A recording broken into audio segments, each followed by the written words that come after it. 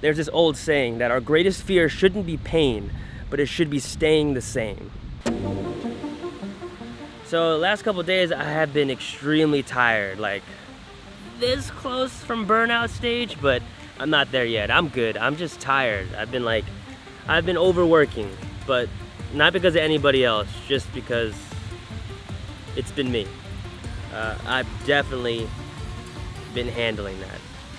I'll tell you all about it. And my battery's definitely gonna die in a few minutes, so like my battery, I need rest. But so this is what's been going on. I've just been like pushing myself, working really hard. You see, I had a mentor tell me something like years ago that kind of stuck with me for a very long time. And what they told me is that you don't know your limits until you pass them. You don't know your point of burnout until you actually burn out. I have a bad habit of pushing myself to burnout, but also pushing myself to my limits. But you know, to be honest, I don't regret it. I'm not like ashamed of it. I'm proud of it, but at the same time, I just need to learn how to control it maybe. But then again, I don't think you really can. I guess the best way to explain it is like working out. When I work out, you kind of learn and understand this concept that the only way that you get stronger is by lifting heavier weights. And I guess that's kind of like the mentality I go into when it comes to any project that I put my hands onto. It's this, you don't really know what you're capable of until you start lifting the weight. You don't know what you can carry until it starts getting really heavy. As Muhammad Ali once said, you know, he doesn't start counting until it begins to hurt.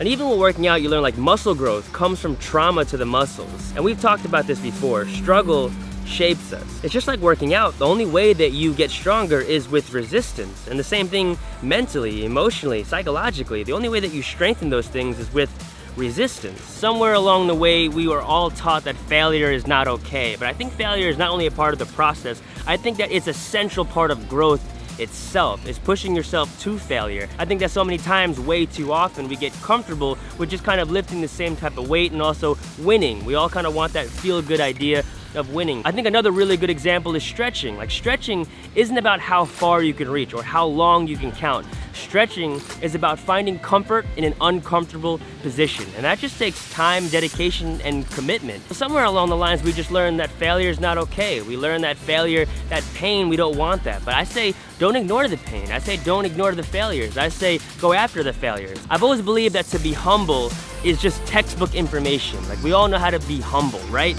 Like, we all know how to play that humble game. But there's a difference between being humble and then being humbled. To be humbled means you challenge yourself. To be humbled means you went out there and did something that maybe you couldn't do. Maybe you fell flat on your face. However, you got humbled because you did it. Now, I'm not saying to carry my weight, but what I am saying is that push yourself a little bit more. Be okay with the failures. And just like a mentor told me, I'll say the same thing to you. The only way that you know your limits is if you surpass your limits. Hey friends, Brendan Eldom here. Thanks for watching. I hope you enjoyed this video, and if you did, tap the like button and share it with someone. Take that link, toss it up, throw it to a friend, and if you want to see more in Shade Life, hit the notifications bell for a heads up on the newest episode, and if you haven't already, make sure you subscribe. Bubble, bubble. Mama.